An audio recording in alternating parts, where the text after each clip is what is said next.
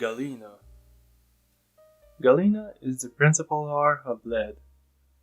With 86% lead by mass, pure galena only has another element present, sulfur.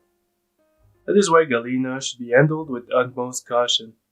More importantly, hands should always be clean at the end of every contact session in order to avoid spreading dust.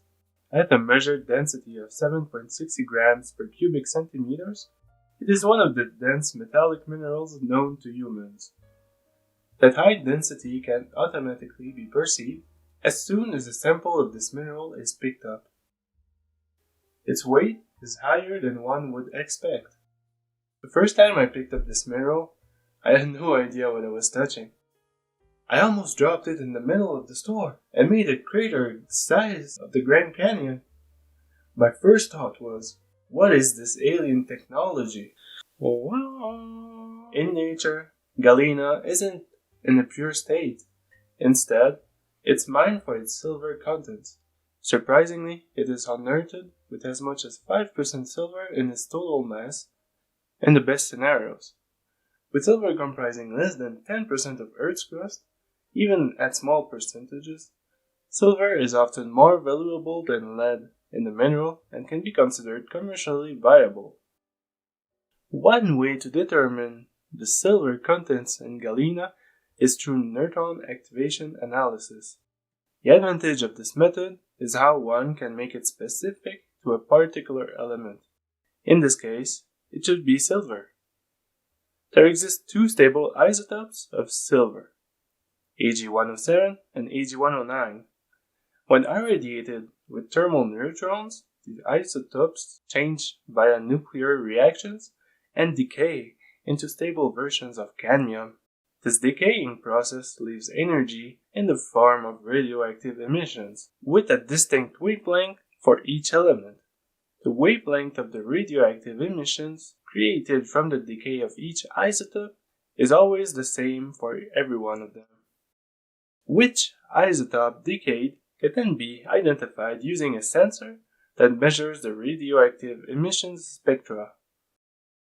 By controlling the number of neutrons directed inside of the beam, a ratio of the number of collisions and isotopes present can be calculated.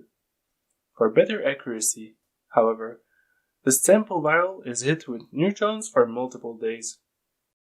By experimenting with a second sample of known silver percentage, the experiment becomes verified for possible errors in the measurement. Galena appears in the isometric crystal system, iso for equal and metric for measurements. Equal measurements. 3 to be precise, and so this mineral will reveal itself as the most basic isometric shape possible in nature, a cube. With a Mohs hardness of 2.5 on a scale of 10, and 10 being a diamond, it is similar in hardness to gold, aluminum, and silver. At this hardness level, a fingernail should be able to scratch it, although not very deeply. The main problem with mining galena comes from the leaching in the environment of its content in heavy metals, precisely lead, and its second element, cadmium. Because galena is so soluble in certain acids, its contents will find their way inside the groundwater flowing around certain mines. In fact, according to a study published in the Journal of Environmental Management in 2022, near Nigerian galena mines, the water quality index ranged from 197 to 327. Just to put this in context, here, anything standing above 300 means the water is unsuited for human consumption and should not be touched with even a 1,000-foot pole. In fact, in the same research, the cost of illness for Nigerians living near galena mines is estimating at a whopping $1.86 billion US.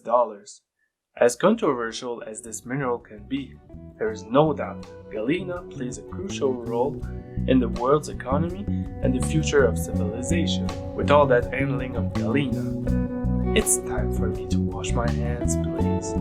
For more on everything about minerals, visit my channel, Mindex. Thank you for sticking to the end, and please do not forget to click the like and subscribe buttons. Peace out.